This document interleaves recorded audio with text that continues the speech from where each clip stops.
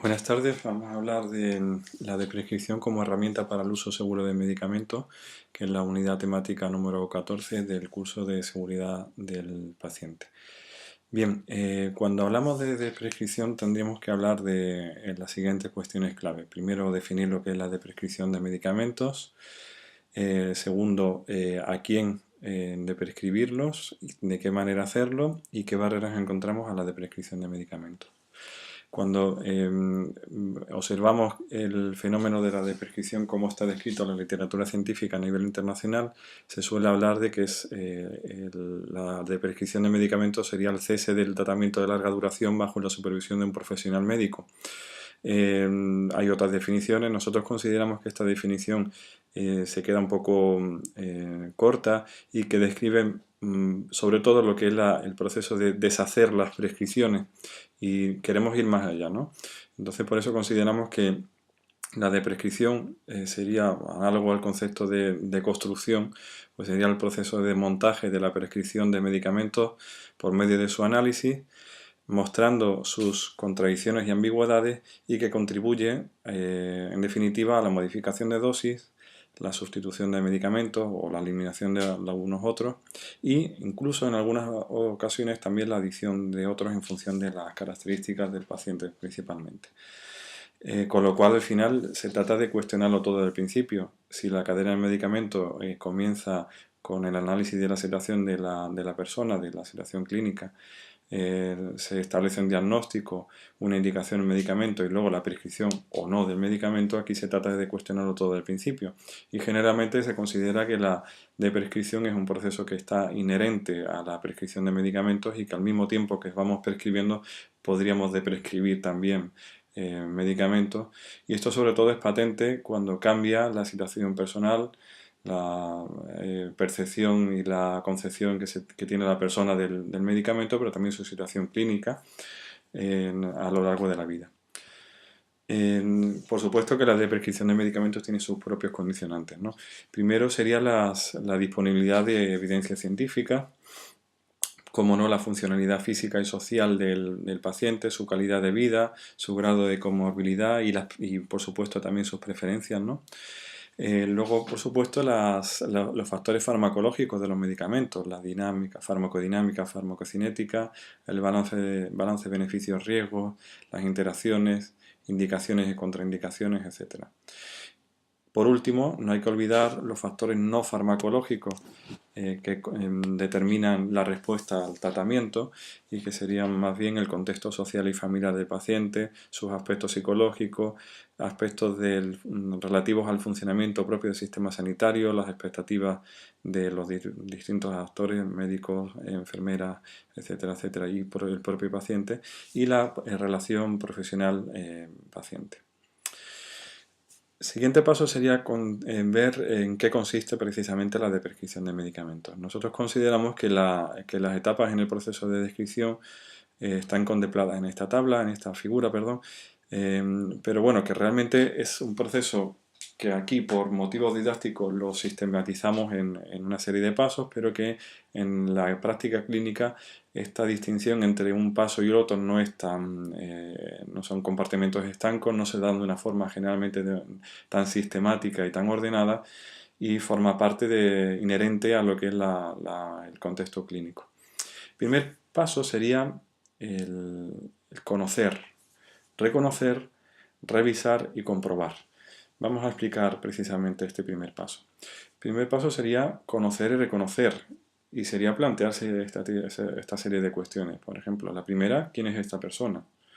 ¿Quién es la persona que tenemos delante? ¿Qué espera esa persona? ¿Qué quiere esa persona? Y por supuesto también replantearse si hay un reconocimiento mutuo, ¿no? ¿Quién soy yo para esa persona? Es muy patente en el caso de los médicos de familia.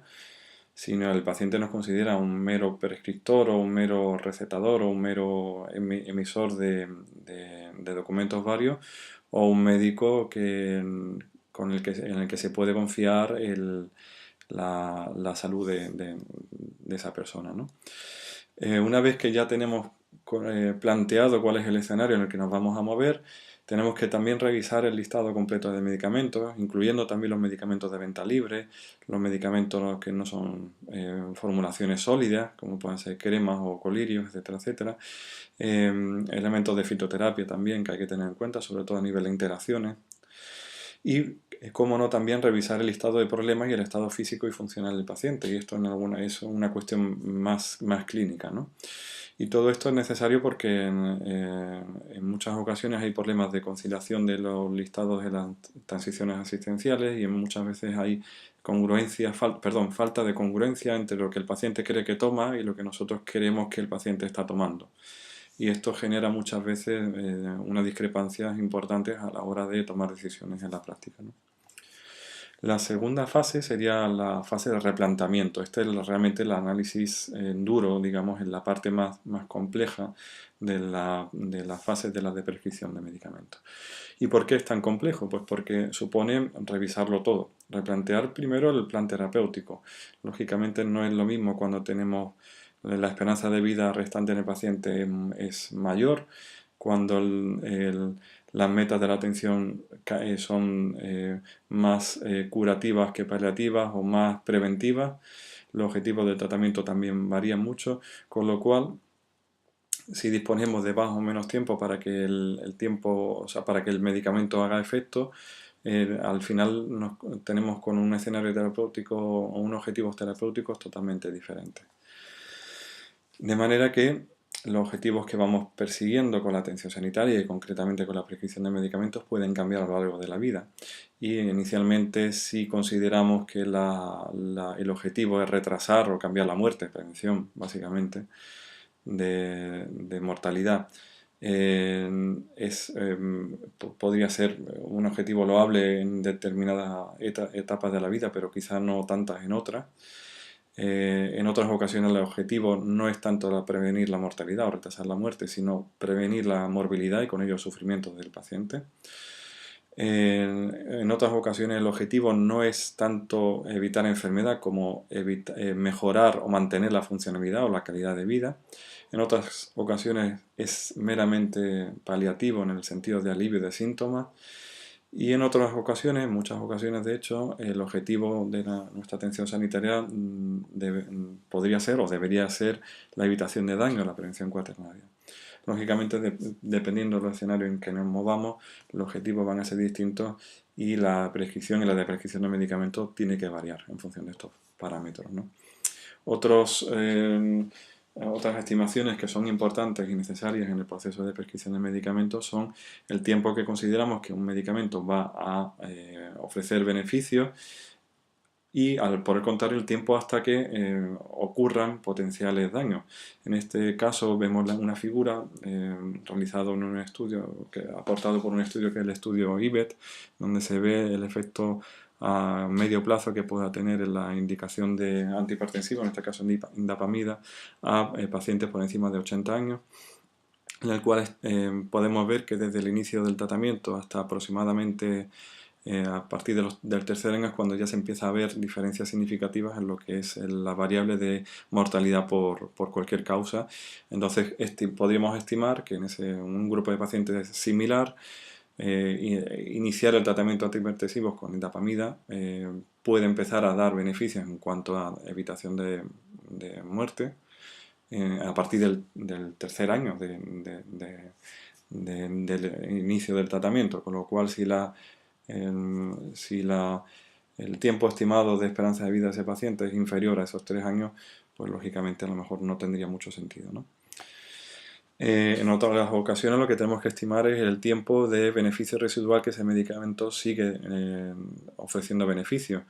Tenemos datos, por ejemplo, con el alendronato, que en el caso de que este medicamento sea beneficioso, pues hasta 5 años después de retirar, ese beneficio parece mantenerse a lo largo del tiempo, con lo cual tenemos ahí un dato. Normalmente este tipo de datos son bastante infrecuentes disponer de ellos de la literatura, pero en algunas ocasiones como en esta pues tenemos algunas evidencias, ¿no?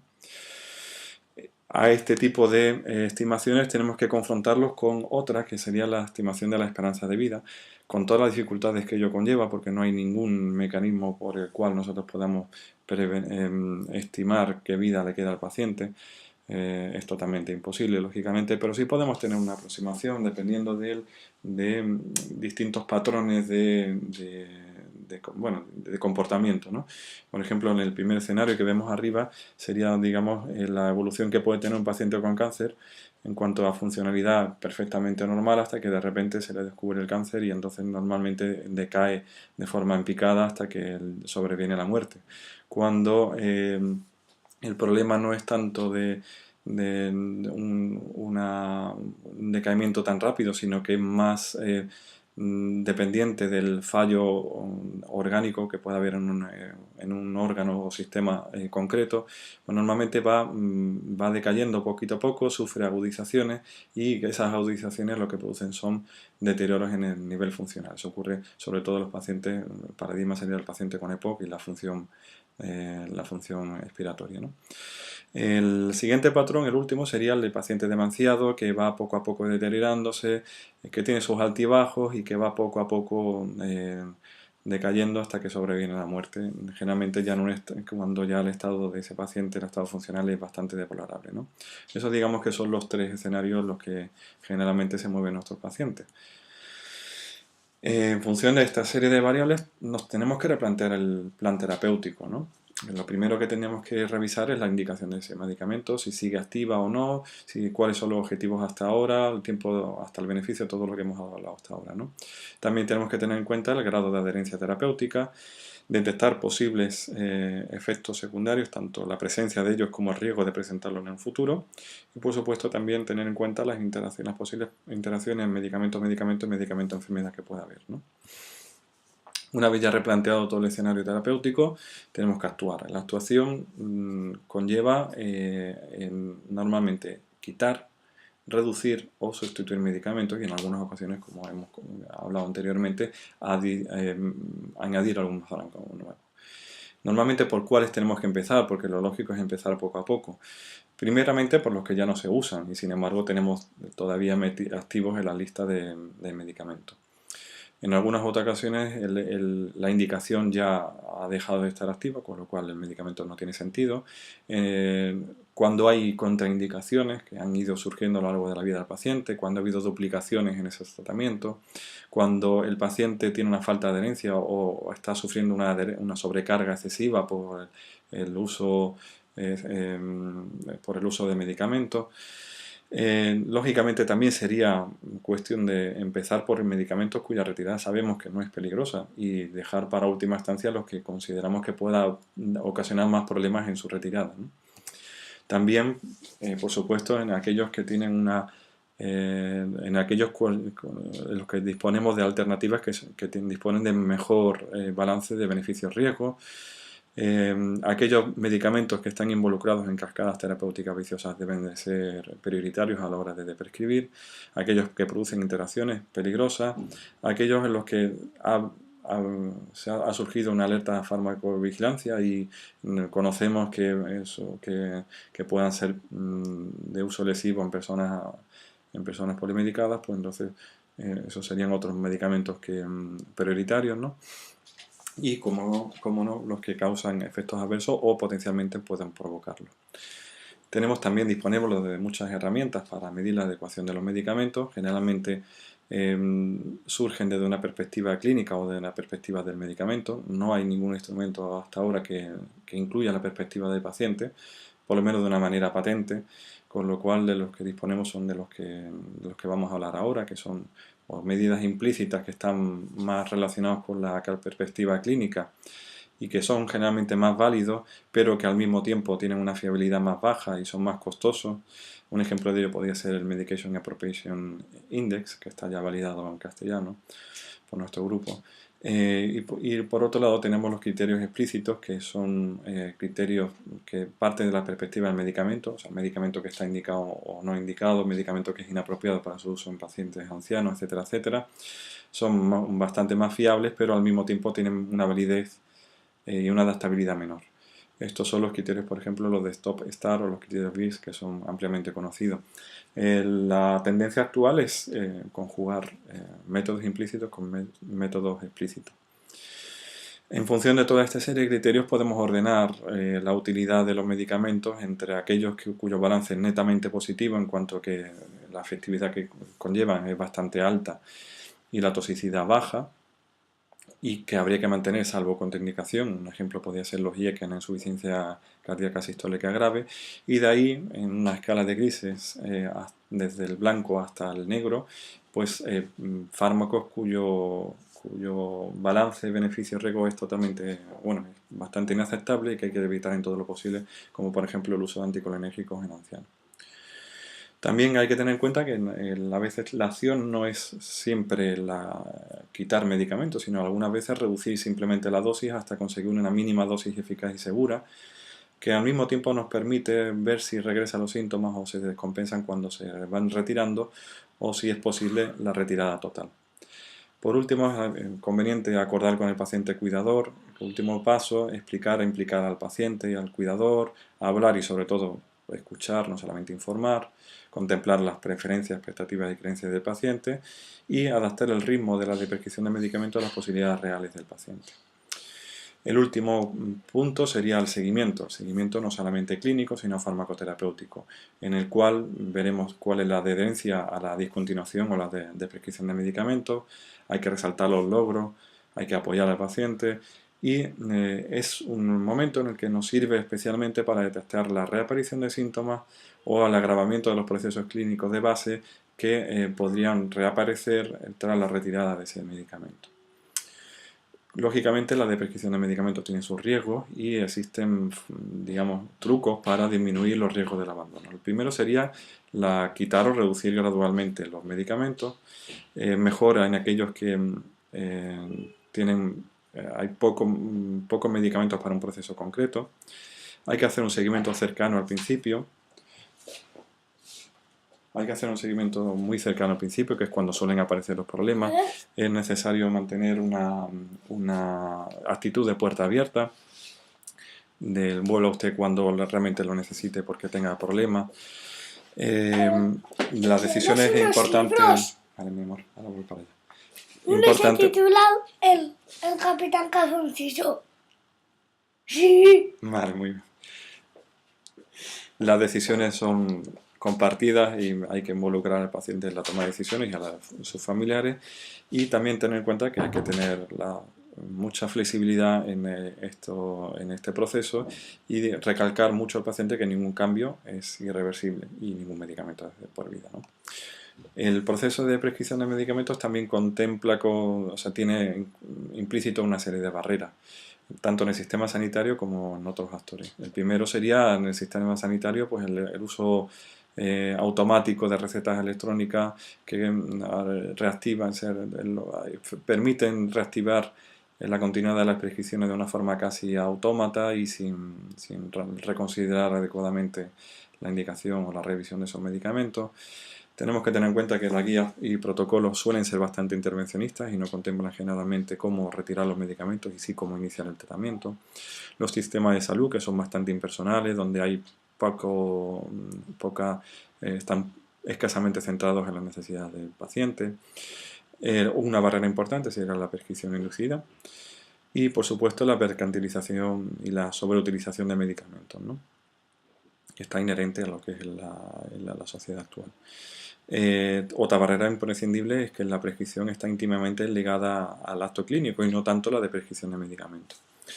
Y por último, que también hay múltiples profesionales involucrados en la atención sanitaria en un mismo paciente, con lo cual se fomenta la fragmentación de la asistencia sanitaria. También nosotros como médicos tenemos nuestras propias barreras, la inercia sobre terapéutica, la educación médica. Nuestra educación como profesional sanitario está centrada básicamente en el medicamento y en la enfermedad y poco lo que es en los aspectos contextuales del paciente. Existe mucha falta de destreza en algunas ocasiones para cambiar actitudes, para poder prescribir medicamentos de una forma segura, y también muchas reticencias a cambiar medicamentos, sobre todo cuando están prescritos por otro tipo de profesionales. Existen barreras también en la propia relación médico-paciente. No suele haber muchas oportunidades para discutir las posibilidades de prescripción con la familia o con el paciente, con los familiares o con los cuidadores. y no tener en cuenta la perspectiva del paciente. Y el propio paciente también tiene sus barreras, como por ejemplo la percepción de abandono, los miedos, vivencias pasadas desagradables cuando ha habido un intento de retirada de medicamentos, o sobre todo cuando hay medicamentos que vienen tomando a largo tiempo y ya se ha creado una especie de hábito de consumo.